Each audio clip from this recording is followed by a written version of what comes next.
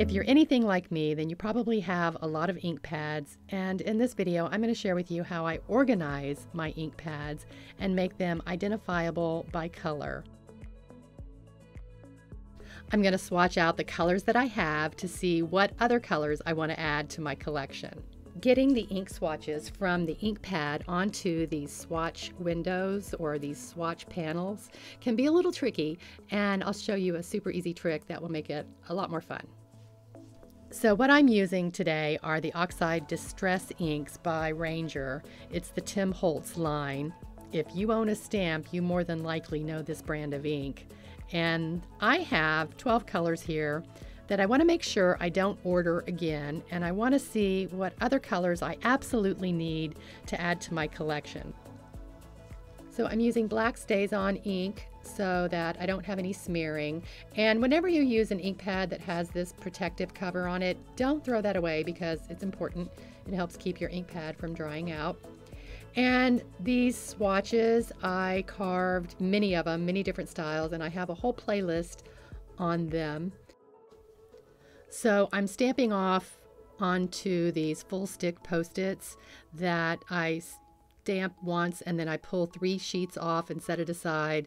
And so as I build this swatch page, I will have these masks set aside, and all I need to do is cut a hole in the top square and they're ready to go as masks, and you'll see that coming up real soon.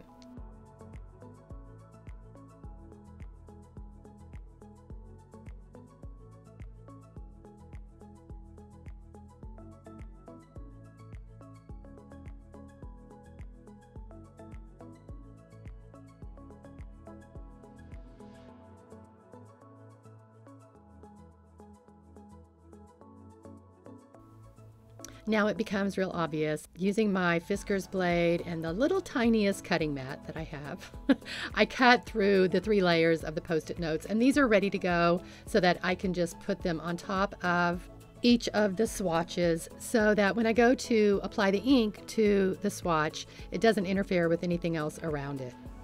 It just makes it neater and a much more enjoyable process, and it's nicer to look at, I think.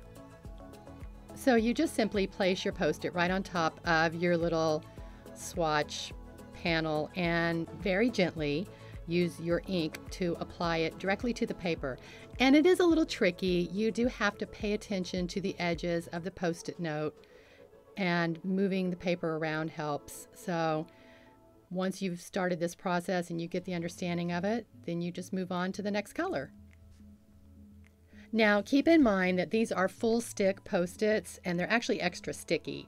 They're my favorite. I will leave a link for them in the description below, as well as all of the materials that I used in this video.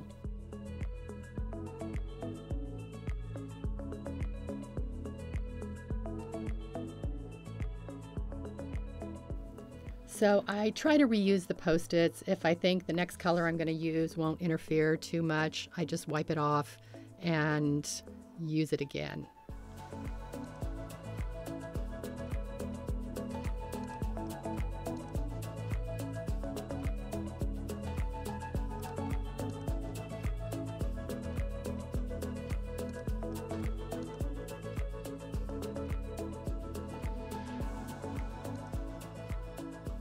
So now here you can see that I'm getting a little careless with my ink, so I blotted it with a paper towel and used my kneaded eraser, which works good enough, so I just have to pay attention.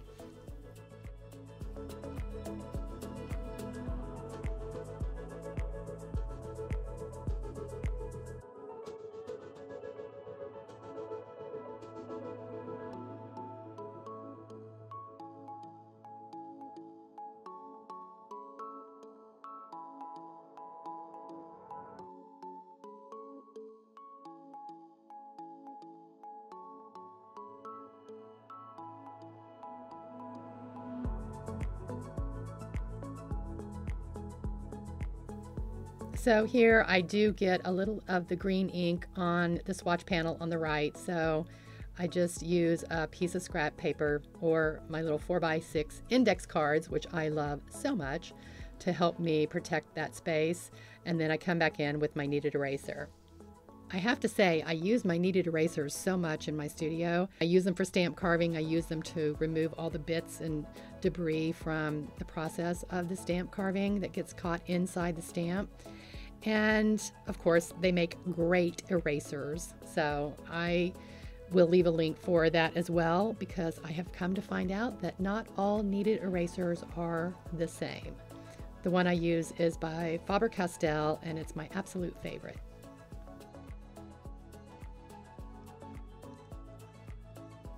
Okay, so I've got them all finished. They do need to dry.